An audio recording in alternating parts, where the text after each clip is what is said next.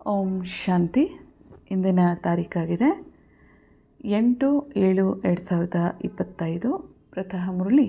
ಓಂ ಶಾಂತಿ. ಬಾಬ್ದಾದ ಮಧುಬನ. ಬಾಬಾ ಇಂದಿನ ಮುರಳಿಯ ಹೆಡ್ಲೈನ್ಸಲ್ಲಿ ತಿಳಿಸ್ತಾ ಇದ್ದಾರೆ. ಮಧುರ ಮಕ್ಕಳೇ, ಈ ನಿಮ್ಮ ಜೀವನವು ಬಹಳ ಬಹಳ ಅಮೂಲ್ಯವಾಗಿದೆ, ಏಕೆಂದರೆ ನೀವು ಶ್ರೀಮತದ ಅನುಸಾರ ವಿಶ್ವದ ಸೇವೆಯನ್ನು ಮಾಡುತ್ತೀರಿ.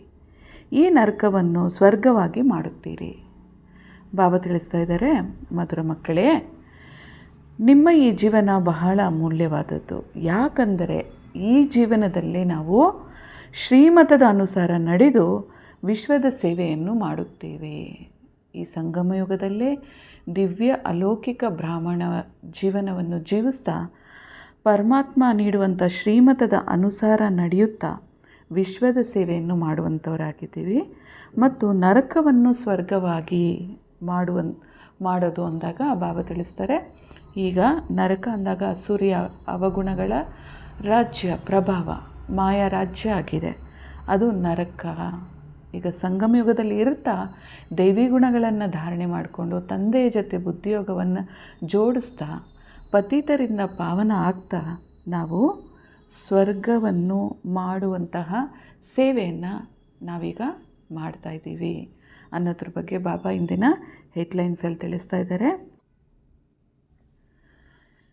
ಇಂದಿನ ಪ್ರಶ್ನೆ ಆಗಿದೆ, ಖುಷಿಯು ಮಾಯವಾಗಲು ಕಾರಣ ಹಾಗೂ ಅದರ ನಿವಾರಣೆ ಏನು? ಉತ್ತರದಲ್ಲಿ ಬಾಬಾ ತಿಳಿಸ್ತಾ ಇದ್ದಾರೆ, ದೇಹ ಅಭಿಮಾನದಲ್ಲಿ ಬರುವ ಕಾರಣ. ಮೊದಲನೇ ಪಾಯಿಂಟ್ ಆಗಿದೆ, ದೇಹ ಅಭಿಮಾನದಲ್ಲಿ ಬರುವ ಕಾರಣ ಖುಷಿ ಮಾಯ ಆಗುತ್ತೆ.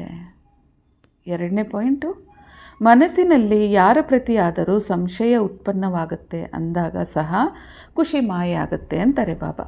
ಯಾವುದೇ ಸಂಶಯ ಮನಸ್ಸಿನಲ್ಲಿ ಬಂದಾಗ ನಿಮ್ಮಲ್ಲಿ ಆ ಖುಷಿ ಇರಲ್ಲ. ಆದ್ದರಿಂದ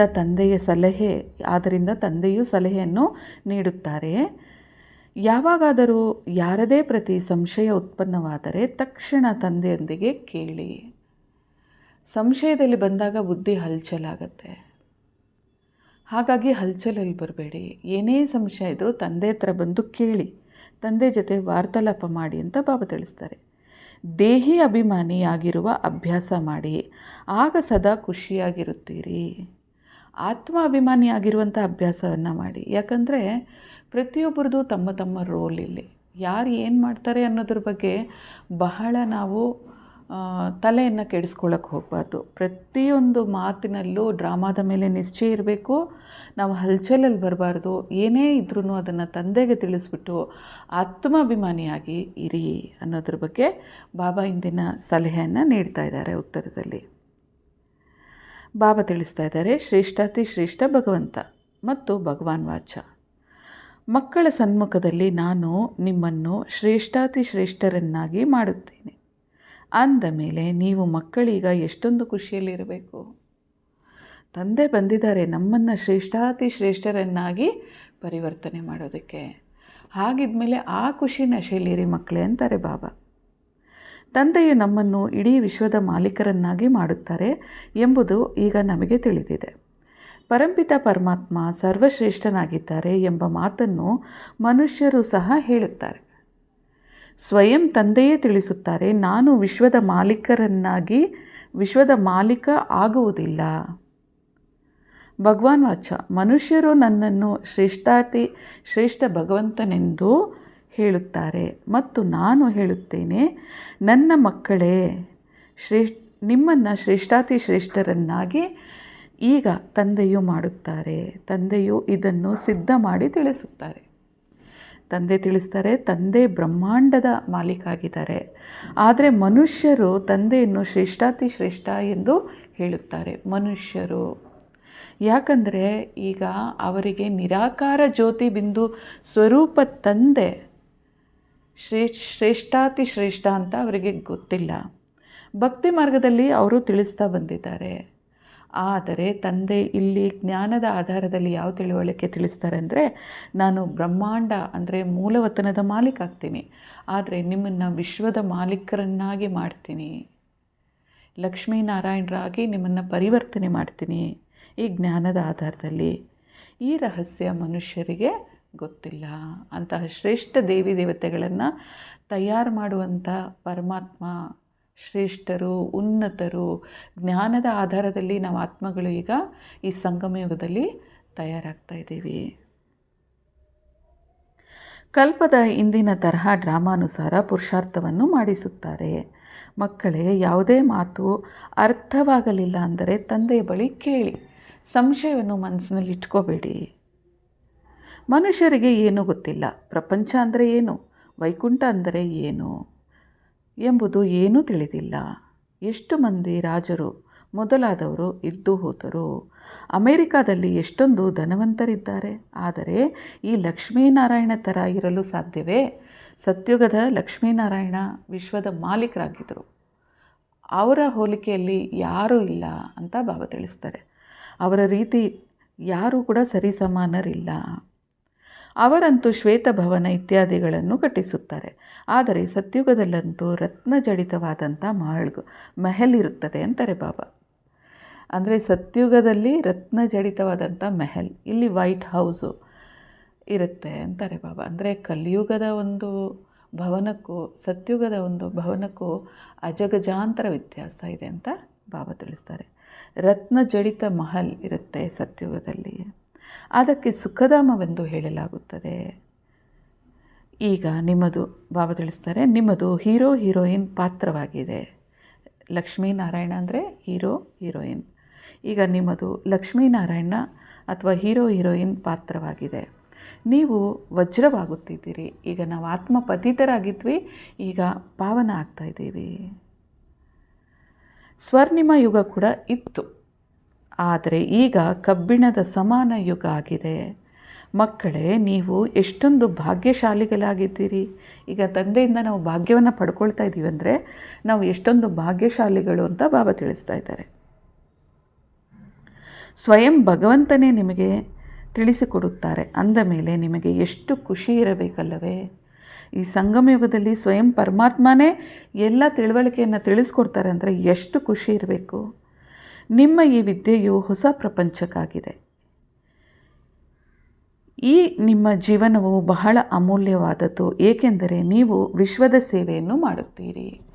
ಈ ದಿವ್ಯ ಅಲೌಕಿಕ ಬ್ರಾಹ್ಮಣ ಜೀವನ ಬಹಳ ಅಮೂಲ್ಯವಾದದ್ದು. ಯಾಕಂದರೆ ಈಗ ನಾವು ವಿಶ್ವದ ಸೇವೆಯನ್ನು ಮಾಡ್ತಾ ಇದ್ದೀವಿ. ಅಂದರೆ ಈಗ ನಾವು ಪರಿವರ್ತನೆ ಆಗ್ತಾಯಿದ್ದೀವಿ, ವಿಶ್ವ ಪರಿವರ್ತನಾ ಕಾರ್ಯಕ್ಕೆ ಕೂಡ ಸಹಯೋಗಿಯಾಗಿದ್ದೀವಿ. ಇದು ಸಂಗಮಯುಗದಲ್ಲಿ ಮಾತ್ರ ಸಾಧ್ಯ. ಹಾಗಾಗಿ ಈ ಜೀವನ ಅಮೂಲ್ಯ ಅಂತ ಬಾಬಾ ತಿಳಿಸ್ತಾರೆ.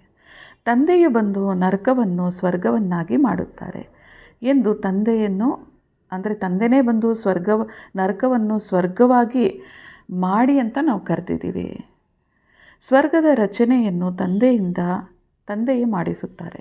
ತಂದೆಯೇ ತಿಳಿಸುತ್ತಾರೆ, ನೀವು ಸ್ವರ್ಗದಲ್ಲಿದ್ದೀರಿ, ಈಗ ನರಕದಲ್ಲಿ ಇದ್ದೀರಿ. ಈಗ ಪುನಃ ಸತ್ಯುಗದಿಂದ ಕಲಿಯುಗದಲ್ಲಿ ಅವಶ್ಯಕ ಬರಬೇಕು. ಬಾಬಾ ಇವಾಗ ಡ್ರಾಮಾದ ಬಗ್ಗೆ ತಿಳಿಸ್ತಾ ಇದ್ದಾರೆ, ಸಮಯದ ಬಗ್ಗೆ ತಿಳಿಸ್ತಾರೆ. ಈಗ ಪುರುಷಾರ್ಥ ಮಾಡ್ತಾ ಇದ್ದೀವಿ ಅಂದರೆ ಸತ್ಯುಗಕ್ಕೆ ನಾವು ಹೋಗಲೇಬೇಕು ಮತ್ತು ಸತ್ಯುಗದಿಂದ ಕಲಿಯುಗಕ್ಕೆ ಬರಲೇಬೇಕು. ಇದಾಗಿದೆ ಡ್ರಾಮಾದ ಚಕ್ರ. ತಂದೆಯು ಮಕ್ಕಳಿಗೆ ಮತ್ತೆ ಮತ್ತೆ ತಿಳಿಸುತ್ತಾರೆ, ಮಕ್ಕಳೇ, ಯಾರ ಪ್ರತಿಯಾದರೂ ಮನಸ್ಸಿನಲ್ಲಿ ಸಂಶಯ ಇದ್ದರೆ ಅದರಿಂದ ಖುಷಿಯು ಕಳೆದುಕೊಳ್ಳುತ್ತೀರಾ. ತಂದೆಯು ತಿಳಿಸುತ್ತಾರೆ, ಏನೇ ನಿಮಗೆ ಸಂಶಯ ಇದ್ದರೂ ಸಹ ನಿಮ್ಮ ಖುಷಿ ಅದರಿಂದ ಹೊರಟೋಗುತ್ತೆ. ಹಾಗಾಗಿ ಯಾವುದನ್ನು ಮನಸ್ಸಲ್ಲಿ ಇಟ್ಕೋಬೇಡಿ, ತಂದೆ ಹತ್ರ ತಿಳಿಸಿ, ತಂದೆಯ ಜೊತೆಯಲ್ಲಿ ವಾರ್ತಾಲಾಪ ಮಾಡಿ. ಅದಕ್ಕೆ ಬಾಬಾ ತಿಳಿಸ್ತಾರೆ, ನೀವು ದೇಹಾಭಿಮಾನದಲ್ಲಿ ಇರಬೇಡಿ, ದೇಹಿ ಅಭಿಮಾನಿಗಳಾಗಿರಿ, ಆಗ ನಿಮ್ಮಲ್ಲಿ ಆ ಖುಷಿ ಇರುತ್ತೆ. ಮತ್ತು ತಂದೆ ತಿಳಿಸ್ತಾರೆ, ನಾನು ಕೇವಲ ಬ್ರಹ್ಮಾಂಡದ ಮಾಲೀಕ ಆಗ್ತೀನಿ, ಆದರೆ ನಿಮ್ಮನ್ನು ವಿಶ್ವದ ಮಾಲೀಕರನ್ನಾಗಿ ಮಾಡ್ತೀನಲ್ವಾ, ಹಾಗಾಗಿ ನೀವೇ ಶ್ರೇಷ್ಠರು. ಬಾಬಾ ಇವತ್ತು ಟೈಟಲ್ ತಿಳಿಸ್ತಾ ಇದ್ದಾರೆ, ವಿಶ್ವ ಮಹಾರಾಣಿ ಆಗುವಂಥ ಆತ್ಮಗಳು ನೀವು ಅಂದ ಮೇಲೆ ಇಷ್ಟು ಶ್ರೇಷ್ಠ ಪುರುಷಾರ್ಥವನ್ನು ಈ ಸಂಗಮ ಯುಗದಲ್ಲಿ ಮಾಡಬೇಕು ಅನ್ನೋದ್ರ ಬಗ್ಗೆ ಬಾಬಾ ಇಂದಿನ ಡೈರೆಕ್ಷನ್ ನೀಡ್ತಾ ಇದ್ದಾರೆ. ಯಾಕಂದರೆ ಸಂಗಮ ಯುಗ ಈ ಸಮಯನೇ ಪುರುಷಾರ್ಥದ ಸಮಯ, ಪ್ರಾರಬ್ಧವನ್ನು ಮಾಡಿಕೊಳ್ಳುವಂಥ ಸಮಯ. ಹಾಗಾಗಿ ಯಾವುದೇ ಸಂಶಯದಲ್ಲಿ ಬಂದು ಹಲ್ಚಲಾಗಿ ಸಮಯವನ್ನು ವೇಸ್ಟ್ ಮಾಡಬೇಡಿ, ನನಗೆ ತಿಳಿಸಿ ಅನ್ನೋದ್ರ ಬಗ್ಗೆ ಬಾಬಾ ಇಂದಿನ ಡೈರೆಕ್ಷನ್ ನೀಡ್ತಾ ಇದ್ದಾರೆ. ಯಾಕಂದರೆ ಈ ಸಂಗಮ ಯುಗದಲ್ಲೇ ನಾವು ಪುರುಷಾರ್ಥ ಮಾಡೋದಕ್ಕೆ ಸಾಧ್ಯ. ಹಾಗಾಗಿ ಇಲ್ಲಿ ಕೂಡ ಮಾಯೆಯ ಪ್ರಭಾವದಲ್ಲಿ ಬರಬೇಡಿ. ಯಾವುದೇ ಮಾತಿನಲ್ಲಿ ಸಂಶಯ ಬರೋದು ಇದೆಲ್ಲ ಮಾಯೆಯ ಪ್ರಭಾವ. ಹಾಗಾಗಿ ಜಾಗೃತಿ ಬರಲಿ. ಮತ್ತು ತಂದೆ ತಿಳಿಸ್ತಾ ಇದ್ದಾರೆ, ತಂದೆ ಬಂದಿರೋದೇ ಈ ಹಳೆಯ ಪ್ರಪಂಚವನ್ನು ಹೊಸದಾಗಿ ಪರಿವರ್ತನೆ ಮಾಡೋದಕ್ಕೆ, ವಿನಾಶ ಮಾಡಿಸೋದಕ್ಕೆ. ತುಮಕೋ ನೈ ದುನಿಯಾ ಕಾ ಮಾಲೀಕ್ ಬನಾತಾ ಹೂँ. ಬಾಬಾ ತಿಳಿಸ್ತಾ ಇದ್ದಾರೆ, ಹೊಸ ಪ್ರಪಂಚದ ಮಾಲೀಕರನ್ನಾಗಿ ನಿಮ್ಮನ್ನು ಮಾಡೋದಕ್ಕಾಗಿ ಈ ಸಂಗಮ ಯುಗದಲ್ಲಿ ಅವತರಣೆ ಆಗಿದ್ದೀನಿ. ಮೇ ಕುಚ್ ಕರ್ತಾ ನಹಿ ಹೂँ, ಯೇ ಭಿ ಡ್ರಾಮಾ ಮೇ ನೂಂದ್ ಹೈ. ಬಾಬಾ ತಿಳಿಸ್ತಾರೆ, ನಾನು ಏನನ್ನೂ ಮಾಡಿಸೋದಿಲ್ಲ ಅಂತಾರೆ ಬಾಬಾ. ತಂದೆ ಅವತರಣೆ ಆಗಿದ ತಕ್ಷಣ ನಮಗೆ ಆತ್ಮದ ಪರಿಚಯವನ್ನು ನೀಡ್ತಾ ಅವರು ಪರಮಾತ್ಮನ ಪರಿಚಯವನ್ನು ತಿಳಿಸ್ಕೊಟ್ಟು ಪರಂಧಾಮ ಪರಿಚಯವನ್ನು ತಿಳಿಸಿ ಡ್ರಾಮಾದ ಎಲ್ಲ ರಹಸ್ಯಗಳನ್ನು ತಂದೆ ನಮಗೆ ತಿಳಿಸ್ಕೊಡ್ತಾರೆ. ಸೊ ತಂದೆಯ ಪಾತ್ರ ಏನಾಗಿದೆ, ಬಂದು ನಮಗೆ ಮಾರ್ಗದರ್ಶನವನ್ನು ತಿಳಿಸುವಂಥದ್ದು, ಅವಗಾಹನೆ ಮಾಡುವುದು, ತಂದೆ ರೂಪದಲ್ಲಿ ಪಾಲನೆಯನ್ನು ನೀಡುವಂಥದ್ದು. ಮಿಕ್ಕಿದೆಲ್ಲ ಡ್ರಾಮಾದಲ್ಲಿ ಫಿಕ್ಸ್ ಆಗಿದೆ ಮಕ್ಕಳೇ. ಪುರುಷಾರ್ಥ ಪ್ರಾರಬ್ಧ ಎರಡೂ ಕೂಡ. ಪತಿತ್ ದುನಿಯಾ ಮೇ ಹಿ ಮುಜೆ ಬುಲಾತೆ ಹೈ. ಬಾಬಾ ತಿಳಿಸ್ತಾರೆ, ಪತಿತ ಪ್ರಪಂಚದಲ್ಲಿ ನನ್ನ ಕರೀತೀರಾ. ಪಾರಸ್ನಾಥ್ बनाता हूँ तो बच्चे खुद ಪಾರಸ್ಪುರಿ ಮೇ ಆ ಜಾತೆ हैं. ಪತಿತ ಪ್ರಪಂಚದಲ್ಲಿ ನೀವು ನನ್ನ ಕರಿತೀರ, ಬಂದು ನಿಮ್ಮನ್ನು ಪಾರಸನಾಥರಾಗಿ ಪರಿವರ್ತನೆ ಮಾಡ್ತೀನಿ. ನಿಮ್ಮ ಪುರುಷಾರ್ಥದ ಅನುಸಾರ ನೀವು ಪಾರಸಪುರಿಗೆ ನಿಮ್ಮ ಪಾತ್ರವನ್ನು ಅಭಿನಯ ಮಾಡೋಕ್ಕೆ ಬರ್ತೀರಾ. ವಹಾ ತೋ ಮುಜೆ ಕಭಿ ಬುಲಾತೆ ಹೇ ನಹಿ. ಬಾಬಾ ತಿಳಿಸ್ತಾ ಇದ್ದಾರೆ, ಸತ್ಯುಗದಲ್ಲಿ ನೀವು ನನ್ನನ್ನು ಕರೆಯೋದೇ ಇಲ್ಲ ಮಕ್ಕಳೇ. ಕಬ್ ಬುಲಾತೆ ಹೋ. ಬಾಬಾ ಇಲ್ಲಿ ತಿಳಿಸ್ತಾ ಇದ್ದಾರೆ, ಸಂಗಮ ಯುಗದಲ್ಲಿ ಅಂದರೆ ಕಲಿಯುಗದಲ್ಲಿ ಇವಾಗ ನಿಮಗೆ ದುಃಖ ಅತಿಯಾಗುತ್ತೋ ಪತಿತ ಪಾವನ ತಂದೆ ಬನ್ನಿ ಅಂತ ಕರಿತೀರ. ಬಂದು ನಾನು ನಿಮ್ಮನ್ನು ಪಾರಸರಾಗಿ ಮಾಡ್ತೀನಿ. ನೀವು ಕೂಡ ಪುರುಷಾರ್ಥದ ಅನುಸಾರ ಸತ್ಯುಗಕ್ಕೆ ಹೋಗ್ತೀರ. ಆದರೆ ಸತ್ಯುಗದಲ್ಲಿ ಎಂದಾದರೂ ನನ್ನನ್ನು ಕರೆದಿದ್ದೀರಾ ತಂದೆ ಬನ್ನಿ ಅಂತ. ಕಿ ಬಾಬಾ ಪಾರಸ್ಪುರಿ ಮೇ ಆಕರ್ ಥೋಡಿ ವಿಸಿಟ್ ತೋ ದೇದೋ. ನೋಡಿ, ಬಾಬಾ ತಿಳಿಸ್ತಾ ಇದ್ದಾರೆ, ಎಂದಾದರೂ ನೀವು ಪ್ರೀತಿಯಿಂದ ಕರೆದಿದ್ದೀರಾ, ಬಾಬಾ ಪಾರಸ್ಪುರಿಯಲ್ಲಿ ಬನ್ನಿ ವಿಸಿಟ್ ಮಾಡಿ ಅಂತ ನೀವು ನನ್ನನ್ನು ಕರೆದಿದ್ದೀರಾ ಅಂತ ಬಾಬಾ ಕೇಳ್ತಾ ಇದ್ದಾರೆ. ಬುಲಾತೆ ಹಿ ನಹಿ. ಸತ್ಯುಗದಲ್ಲಿ ನೀವು ಕರೆಯೋದೇ ಇಲ್ಲ. ಅದಕ್ಕೆ ಬಾಬಾ ಹೇಳ್ತಾರೆ, ಭಕ್ತಿಗೀತದಲ್ಲಿ ಒಂದು ಉದಾಹರಣೆ ಇದೆ. ದುಃಖ ಮೇ ಸಿಮಿರಣ ಸಭಿ ಕರೆ, ಸುಖ ಮೇ ಕರೆನ ಕೋಯಿ. ದುಃಖದಲ್ಲಿ ಎಲ್ಲರೂ ಕರಿತೀರಾ, ಆದರೆ ಸುಖದಲ್ಲಿ ನೀವು ನನ್ನನ್ನು ಕರೆಯೋದೇ ಇಲ್ಲ ಮಕ್ಕಳೇ ಅನ್ನೋದ್ರ ಬಗ್ಗೆ ಬಾಬಾ ತಿಳಿಸ್ತಾ ಇದ್ದಾರೆ. ಬಾಬಾ ತಿಳಿಸ್ತಾರೆ, ನೀವು ಸ್ವರ್ಗದಲ್ಲಿ ನನ್ನ ಕರೆಯೋದು ಇಲ್ಲ, ಅಲ್ಲಿ ದೇವಸ್ಥಾನಗಳನ್ನು ಮಾಡಲ್ಲ, ಅಲ್ಲಿ ಪೂಜೆ ಪುನಸ್ಕಾರ ಇಲ್ಲ. ಆದರೆ ದ್ವಾಪರದಿಂದ ಮಂದಿರಗಳನ್ನು ನಿರ್ಮಾಣ ಮಾಡ್ತೀರಾ.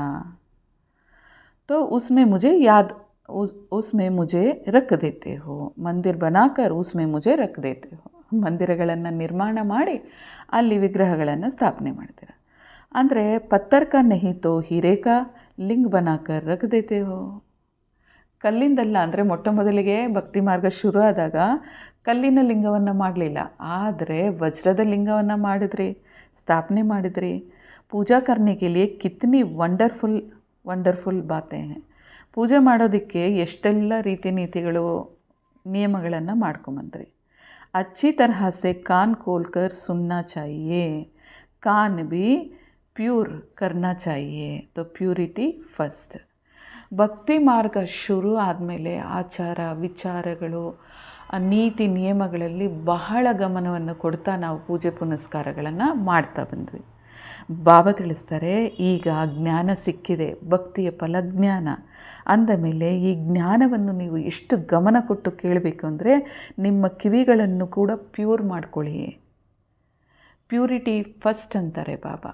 ಈ ಪ್ಯೂರಿಟಿಯ ಆಧಾರದಿಂದಲೇ ನೀವು ಸತ್ಯುಗದಲ್ಲಿ ಲಕ್ಷ್ಮೀನಾರಾಯಣ ಪದವಿಯನ್ನು ಪಡ್ಕೊಳ್ಳೋಕ್ಕೆ ಸಾಧ್ಯ.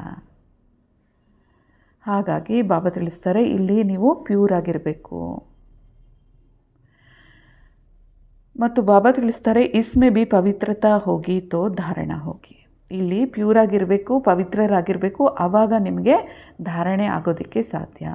ಬಾಪ್ कहते हैं ಕಾಮ ಮಹಾಶತ್ರು ಹೇ, ಇನ್ ಪರ್ ವಿಜಯಿ ಪಾನಿ ಹೇ. ಕಾಮ ಮಹಾಶತ್ರು ಆಗಿದೆ, ಇದ್ರ ಮೇಲೆ ವಿಜಯವನ್ನು ಪಡ್ಕೊಳ್ಳಿ. ತುಮಾರ ಯಹ ಅಂತಿಮ ಜನ್ಮ ಹೇ, ಯೇ ಬಿ ತುಮ್ ಜಾನ್ತೆ ಹೋ. ये वही महाभारत लड़ाई भी है। कल्प कल्प जैसे विनाश हुआ है, ಹೂಬಹು ಅಭಿ ಭಿ ಹೋಗಾ ಡ್ರಾಮಾನುಸಾರ. ಇದು ಅಂತಿಮ ಜನ್ಮ ಆಗಿದೆ. ಇದರ ಒಂದು ಅವಗಾಹನೆ ನಿಮಗಿರಲಿ. ಇದು ಮಹಾಭಾರತ ಯುದ್ಧ. ಇಲ್ಲಿ ಬಾಬಾ ಮಹಾಭಾರತ ಯುದ್ಧ ಅಂದಾಗ 2 ರೀತಿಯ ಯುದ್ಧದ ಬಗ್ಗೆ ಬಾಬಾ ತಿಳಿಸ್ತಾ ಇದ್ದಾರೆ. ಒಂದಾಗಿದೆ ಅಂತಿಮ ಸಮಯದಲ್ಲಿ ಆಗುವಂಥ ಮಹಾಯುದ್ಧ.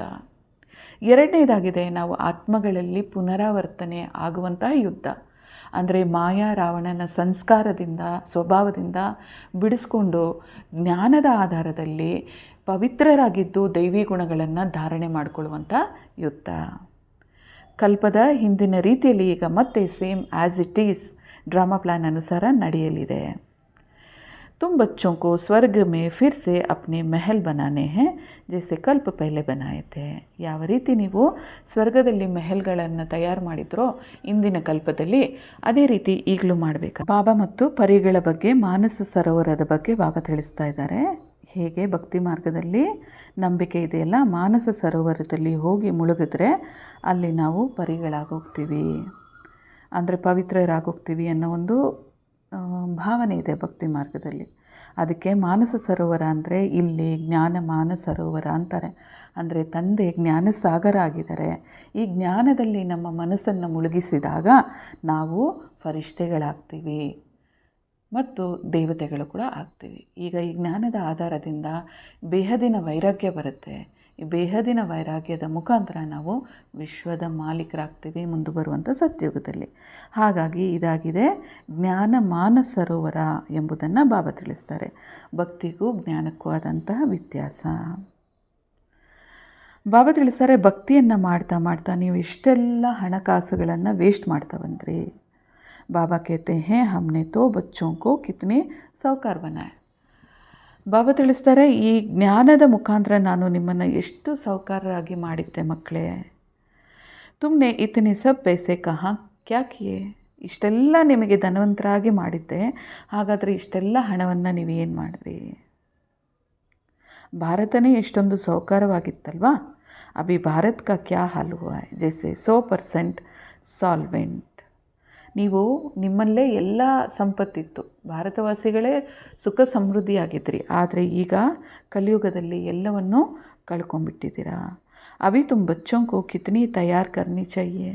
ಈಗ ಈ ಸಂಗಮ ಯುಗದಲ್ಲಿ ನೀವೆಷ್ಟು ತಯಾರಾಗಬೇಕಾಗಿದೆ.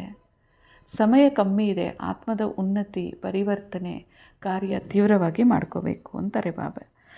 ಬಚ್ಚೋ ಆದಿ ಕೋ ಭಿ ಯಹಿ ಸಮझाना चाहिए. ಭಕ್ತಿ ಮಾರ್ಗ ಮುಗೀತು, ಜ್ಞಾನ ಮಾರ್ಗ ಶುರು ಆಗಿದೆ.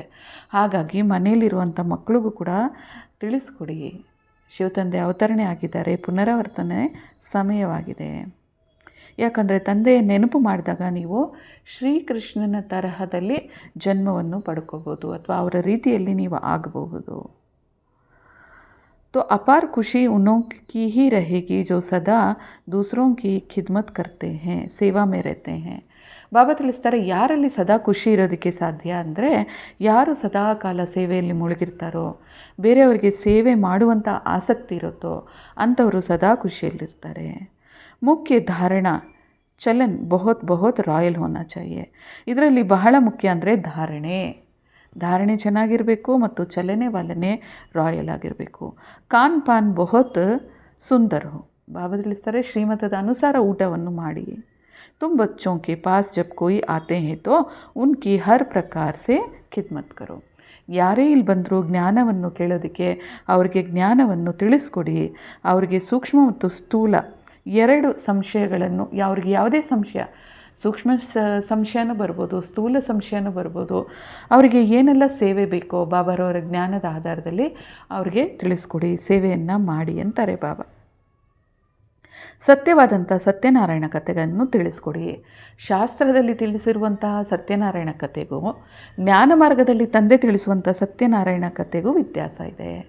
ಬಾಬಾ ತಿಳಿಸ್ತಾರೆ, ಇಲ್ಲಿ ನರನಿಂದ ನಾರಾಯಣ ಆಗ್ತೀರಾ, ನೀವು ಮನುಷ್ಯರಿಂದ ದೇವತೆಗಳಾಗ್ತೀರಾ ಅನ್ನೋ ಈ ಸತ್ಯ ಜ್ಞಾನವನ್ನು ಅವ್ರಿಗೆ ತಿಳಿಸ್ಕೊಡಿ. ಜ್ಞಾನದ ಆಧಾರದಲ್ಲಿ ನಾವು ಹೆಂಗೆ ಅವಗುಣಗಳನ್ನು ಪರಿವರ್ತನೆ ಮಾಡ್ಕೋಬೋದು, ತಂದೆ ನೆನಪಿನಿಂದ ವಿಕರ್ಮವನ್ನು ವಿನಾಶ ಮಾಡಿಕೊಂಡು ಸದ್ಗುಣಗಳನ್ನು ತುಂಬ್ಕೋಬೋದು. ತೋ ಬಾಬಾ ತಿಳಿಸ್ತಾ ಇದ್ದಾರೆ, ವಿಷ್ಣು ಕಿ नाभि से ब्रह्मा निकला फिर ब्रह्मा के हाथ में ಶಾಸ್ತ್ರ दे दिए. ನೋಡಿ, ಭಕ್ತಿ ಮಾರ್ಗದಲ್ಲಿ ಏನು ತಿಳಿಸ್ತಂದರೆ ವಿಷ್ಣುವಿನ ನಾಭಿಯಿಂದ ಬ್ರಹ್ಮ ಬಂದರು ಮತ್ತು ಬ್ರಹ್ಮನ ಕೈಯಲ್ಲಿ ಶಾಸ್ತ್ರಗಳನ್ನು ತೋರಿಸಲಾಗಿದೆ. ಆದರೆ ಬಾಬಾ ತಿಳಿಸ್ತಾರೆ, ಬ್ರಹ್ಮ ಸೋ ವಿಷ್ಣು, ವಿಷ್ಣು ಸೋ ಬ್ರಹ್ಮ. ಬ್ರಹ್ಮನಿಂದ ವಿಷ್ಣು ಆಗೋದು ಒಂದೇ ಸೆಕೆಂಡ್, ಈ ಸಂಗಮದಿಂದ ಸತ್ಯುಗ. ಆದರೆ ವಿಷ್ಣುವಿಂದ ಬ್ರಹ್ಮ ಆಗೋದು ಅಂದರೆ 84 ಜನ್ಮಗಳ ಪಾತ್ರ. ವಿಷ್ಣು ಸತ್ಯುಗದಲ್ಲಿ, ಬ್ರಹ್ಮ ಸಂಗಮ ಯುಗದಲ್ಲಿ. ಅದು ನಂಬರ್ 1 ಪಾತ್ರ ಆಗಿದೆ ವಿಷ್ಣುವಿನ ಪಾತ್ರ. ಬ್ರಹ್ಮನ ಪಾತ್ರ 84ನೇ ಅಂದರೆ ಲಾಸ್ಟ್ ಜನ್ಮದ ಪಾತ್ರ ಆಗಿದೆ. 5000 ಅಂದರೆ ಡ್ರಾಮಾದ ಎಂಡಿಂಗ್ ಸ್ಟೇಜಲ್ಲಿ ಈ ಪಾತ್ರ ಅವರು ಅಭಿನಯ ಮಾಡ್ತಾರೆ.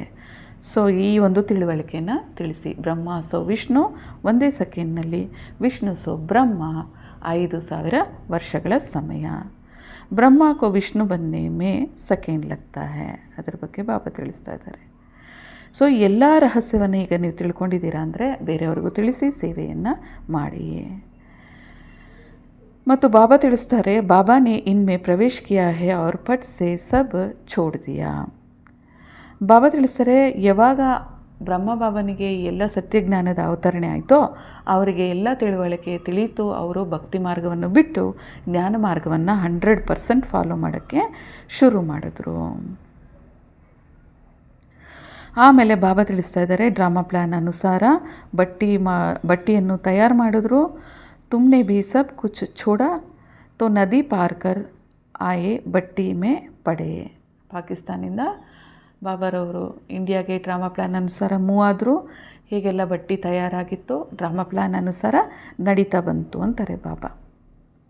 ಕ್ಯಾ ಕ್ಯಾ ಹೂವಾ ಕೋಯಿ ಕಿ ಪರ್ವಾಹ ನೈ. ಏನೇನೆಲ್ಲ ನಡೀತೋ ಇದೆಲ್ಲ ಡ್ರಾಮಾದಲ್ಲಿ ಫಿಕ್ಸ್ ಆಗಿತ್ತು.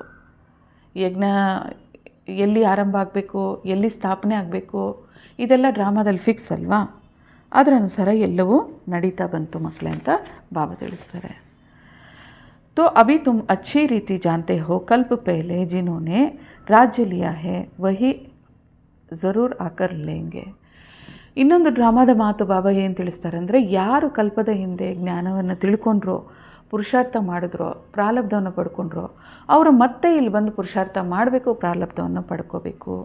बाप कहते हैं मैं भी कल्प कल्प आकर भारत को स्वर्ग बनाता हूँ, पूरा 84 जन्मों का हिसाब बताता हूँ. सतयुग में तुम अमर रहते हो, वहाँ अकाल मृत्यु होती नहीं. ಬಾಬಾ ತಿಳಿಸ್ತಾರೆ, ಡ್ರಾಮಾ ಪ್ಲ್ಯಾನ್ ಅನುಸಾರ ನೀವು ಬರಬೇಕು, ಪುರುಷಾರ್ಥ ಮಾಡಬೇಕು, ನಾನು ಅವತರಣೆ ಆಗಿ ಜ್ಞಾನವನ್ನು ತಿಳಿಸ್ಬೇಕು. ಸೊ 84 ಜನ್ಮದ ರಹಸ್ಯವನ್ನು ನೀವು ತಿಳ್ಕೊಳ್ತೀರಾ ಮತ್ತು ಸತ್ಯುಗದಲ್ಲಿ ಅಕಾಲ ಮೃತ್ಯು ಇರೋದಿಲ್ಲ. ಬಾಬಾ ತಂದೆ ಅವತರಣೆಯಾಗಿ ಜ್ಞಾನದ ಮುಖಾಂತರ ಶಿವಬಾಬಾರವರು ಕಾಲದ ಮೇಲೆ ವಿಜಯವನ್ನು ಪ್ರಾಪ್ತಿ ಮಾಡಿಕೊಳ್ಳುವಂತಹ ನಮಗೆ ಪ್ರಾಪ್ತಿಯನ್ನು ಮಾಡಿಸುತ್ತಾರೆ. कहते हैं मैं कालों का काल हूँ. ಬಾಬಾ ತಿಳಿಸ್ತಾರೆ, ನಾನು ಕಾಲರ ಕಾಲ ಆಗಿದ್ದೀನಿ. ಬಾಬಾ ಕಾಲೋं का काल है, तो तुम काल पर विजय पाते हो, तुम ಜಾತೆ ಹೋ ಅಮರ್ ಲೋಕ್. ಈಗ ಕಾಲದ ಮೇಲೆ ವಿಜಯವನ್ನು ಪ್ರಾಪ್ತಿ ಮಾಡಿಸಿ ಬಾಬಾ ಅಮರ ಲೋಕಕ್ಕೆ ನಮ್ಮನ್ನು ಅಮರ ಲೋಕದಲ್ಲಿ ಇರೋದಕ್ಕಾಗಿ ತಯಾರು ಮಾಡ್ತಾ ಇದ್ದಾರೆ. ಅಮರ್ ಲೋಕ್ ಮೇ ऊंच पद पाने के लिए एक तो पवित्र बनना है, दूसरा फिर देवी गुण भी धारण करना है. ಅಮರ ಲೋಕದಲ್ಲಿ ನಾವು ನಮ್ಮ ಶ್ರೇಷ್ಠ ಪದವಿಯನ್ನು ಪಡ್ಕೋಬೇಕು ಅಂದರೆ ಮೊಟ್ಟ ಮೊದಲಿಗೆ ಪಾವನರಾಗಿರಬೇಕು, ಎರಡನೇದಾಗಿ ದೈವಿ ಗುಣಗಳನ್ನು ಧಾರಣೆ ಮಾಡ್ಕೋಬೇಕು.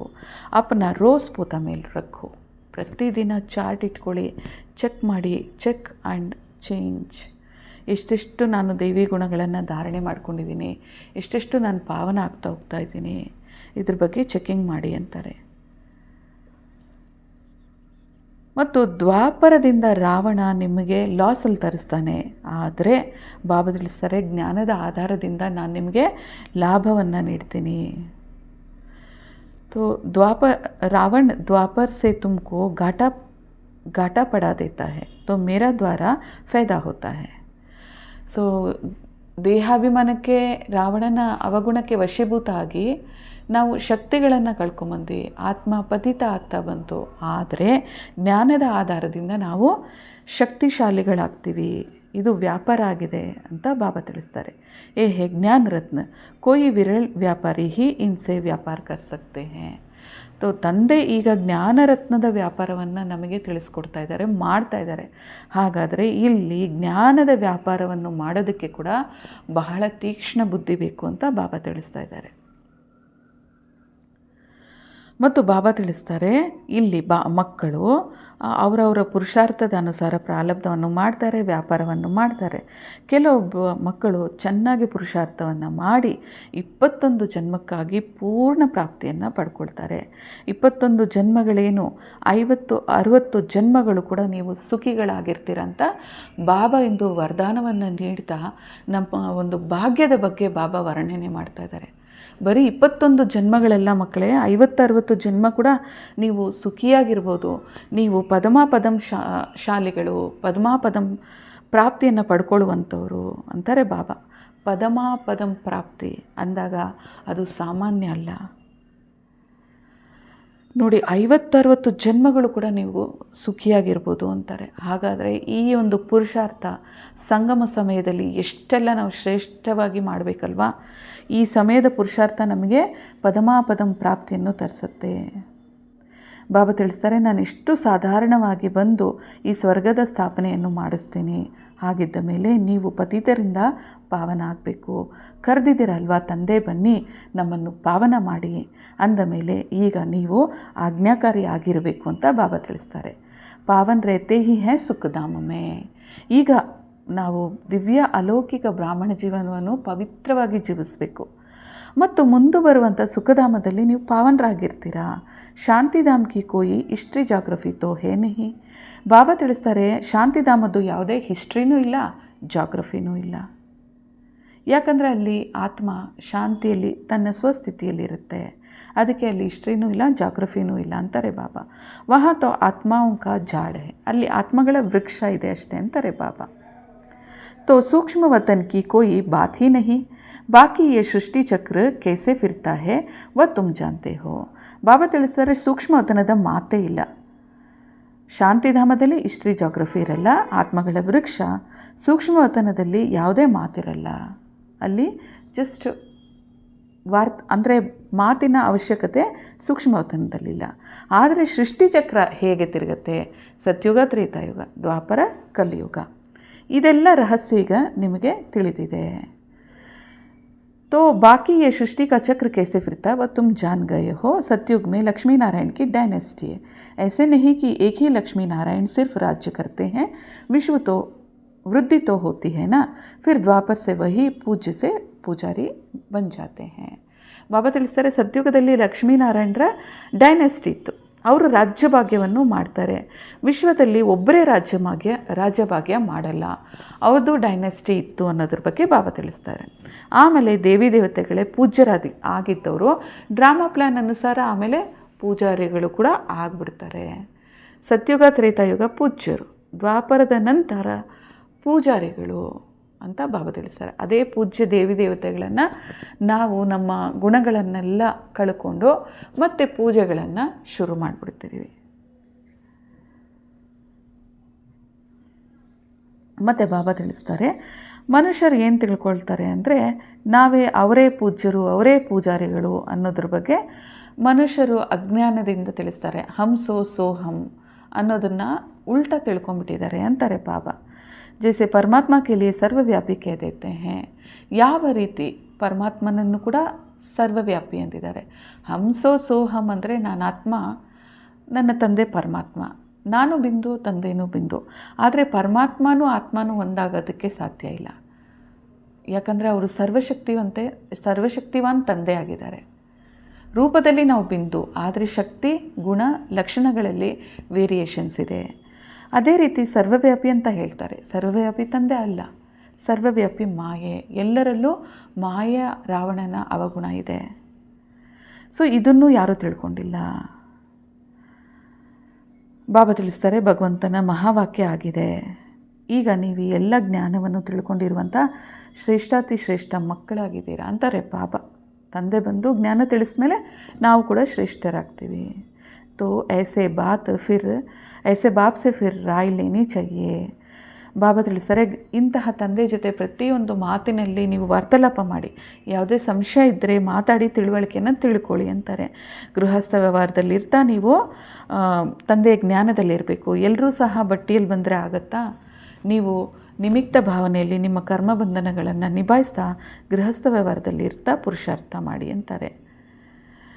ಮತ್ತು ಉಪ್ಪರ್ ತಕ್ ಕಿತನೆ ಬಡಿ ಕ್ಯೂ ಲಗೆಗೆ. ಮತ್ತು ಬಾಬಾ ಇನ್ನೊಂದು ಮಾತನ್ನು ತಿಳಿಸ್ತಾ ಇದ್ದಾರೆ. ಪಾಂಡವ ಭವನದಿಂದ ಶಾಂತಿ ಅಂದರೆ ಶಾಂತಿವನದಿಂದ ಪಾಂಡವ ಭವನವರೆಗೂ ಕ್ಯೂ ನಿಲ್ಲುತ್ತೆ. ಅಷ್ಟೆಲ್ಲ ಆತ್ಮಗಳು ಬರ್ತಾರೆ ಮುಂದೆ. ಪುರುಷಾರ್ಥ ಮಾಡುವಂಥ ಆತ್ಮಗಳು 33 ಕೋಟಿ ಆತ್ಮಗಳು ತಯಾರಾಗಬೇಕು ಅಂದರೆ ಇಷ್ಟು ಕ್ಯೂ ನಿಲ್ಲುತ್ತೆ ಅಂತಾರೆ ಬಾಬಾ. ಆದರೆ ಭಕ್ತಿ ಮಾರ್ಗದಲ್ಲಿ ಯಾರಾದರೂ ಮಹಾತ್ಮರು ಇದ್ದರೆ ಅವರ ದರ್ಶನ ಆಗಲಿಲ್ಲ ಅಂದರೆ ಬೈತಾರೆ, ನಮಗೇನು ನೀವು ದರ್ಶನನೇ ಮಾಡಿಸ್ಲಿಲ್ಲ ಅಂತ ಹೇಳಿಬಿಟ್ಟು. ಆದರೆ ಬಾಬಾ ತಿಳಿಸ್ತಾರೆ, ಇದು ಜ್ಞಾನ ಆಗಿದೆ. ಇಲ್ಲಿ ವಿದ್ಯೆಯನ್ನು ಓದಿಸ್ತಾರೆ ತಂದೆ. ಆಗಿದ್ಮೇಲೆ ನೀವು ವಿದ್ಯೆಯನ್ನು ಧಾರಣೆ ಮಾಡಿಕೊಂಡು ಪರಿವರ್ತನೆ ಆಗಬೇಕು. ದರ್ಶನದ ಮಾತಿಲ್ಲ, ಇದು ಜ್ಞಾನ ಮಾರ್ಗ. ಜ್ಞಾನವನ್ನು ತಿಳ್ಕೊಳ್ಳೋಕ್ಕೆ ಕೂಡ ಅಷ್ಟೊಂದು ಕ್ಯೂ ಆಗುತ್ತೆ ಅಂತಾರೆ ಬಾಬಾ. ಭಕ್ತಿಗೂ ಜ್ಞಾನಕ್ಕೂ ಆದ ವ್ಯತ್ಯಾಸ.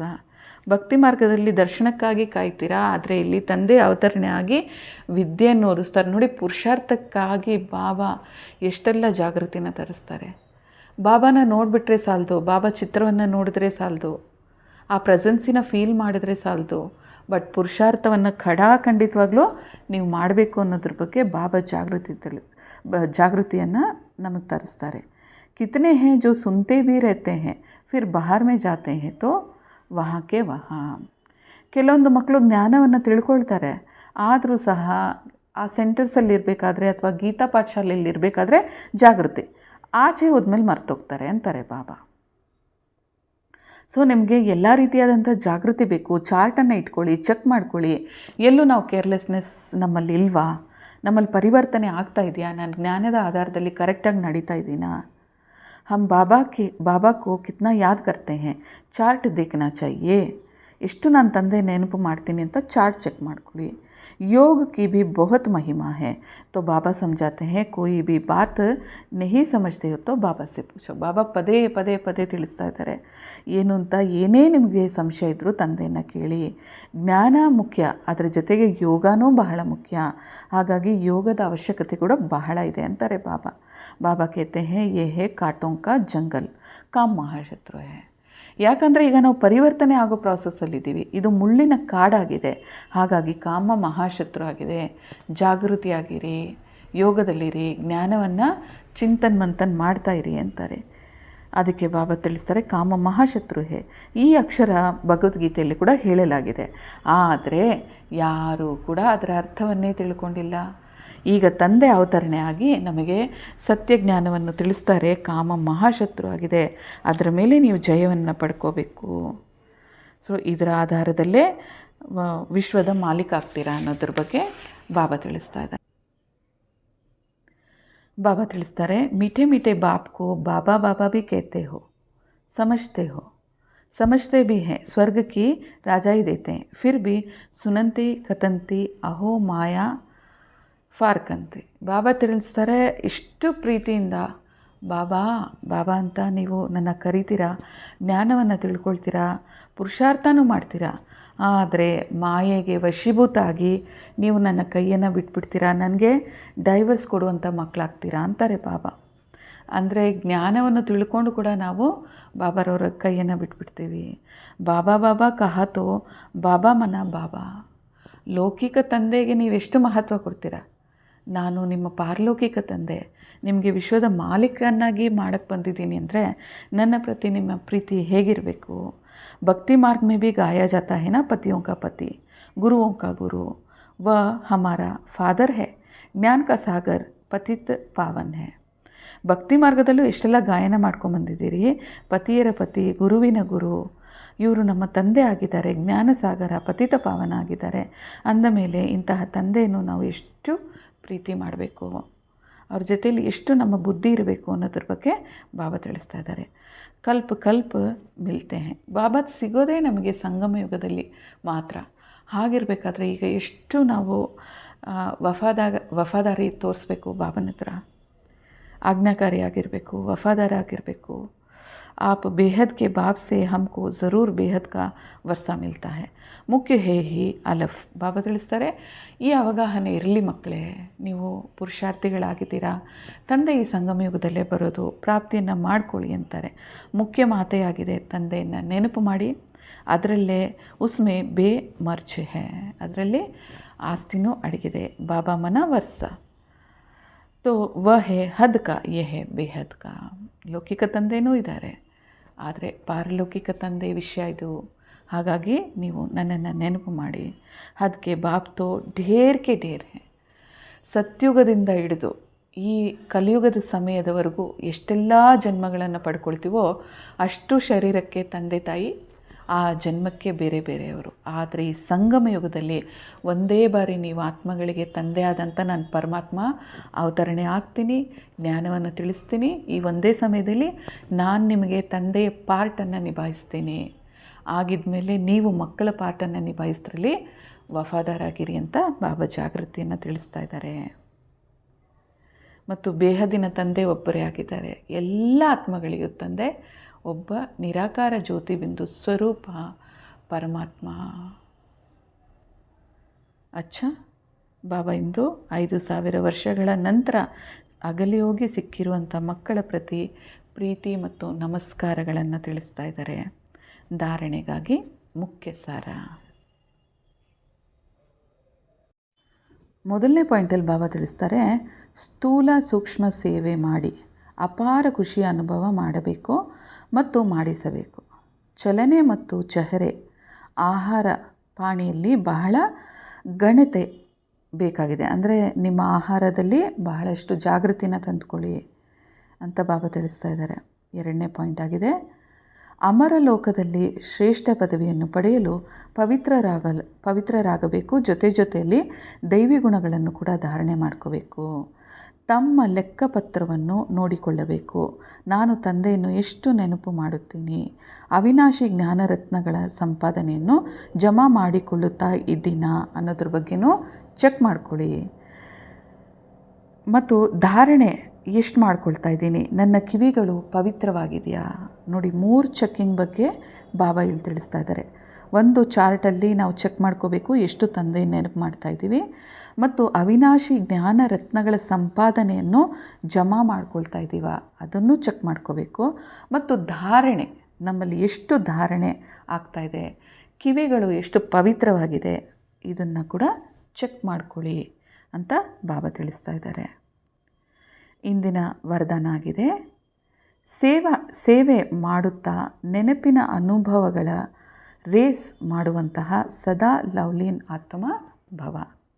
ಸೇವೆ ಮಾಡುತ್ತಾ ನೆನಪಿನ ಅನುಭವಗಳ ರೇಸ್ ಮಾಡುವಂಥ ಸದಾ ಲವ್ಲೀನ್ ಆತ್ಮಭವ.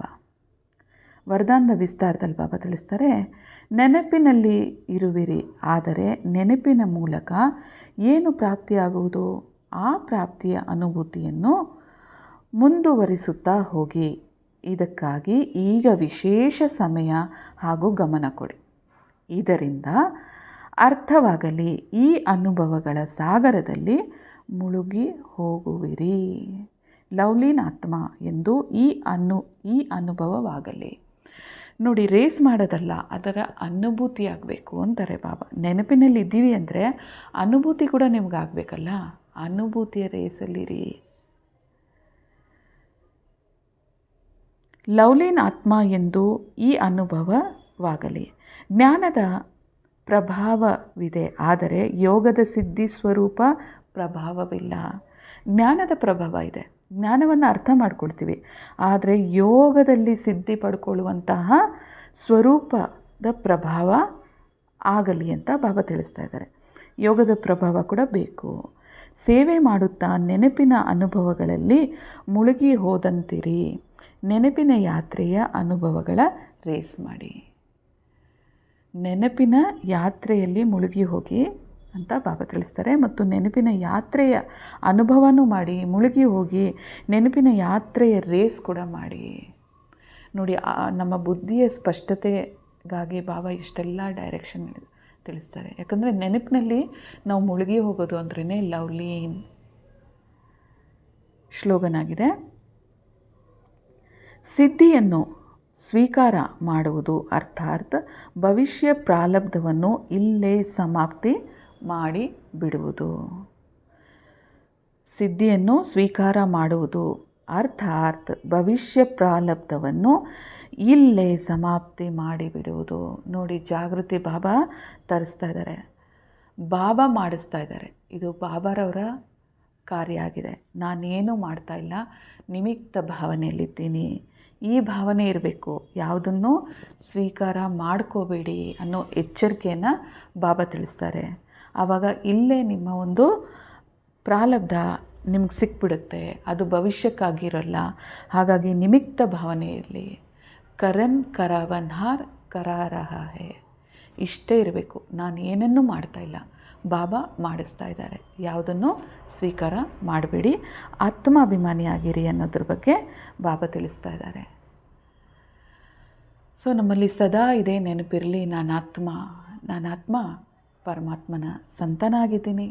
ನಾನಾತ್ಮ ಪರಂಧಾಮದ ನಿವಾಸಿಯಾಗಿದ್ದೀನಿ. ನಾನಾತ್ಮ ನನ್ನ ನಿಜವಾದ ಮನೆ ಪರಂಧಾಮ, ಶಾಂತಿಧಾಮ, ಮುಕ್ತಿಧಾಮ.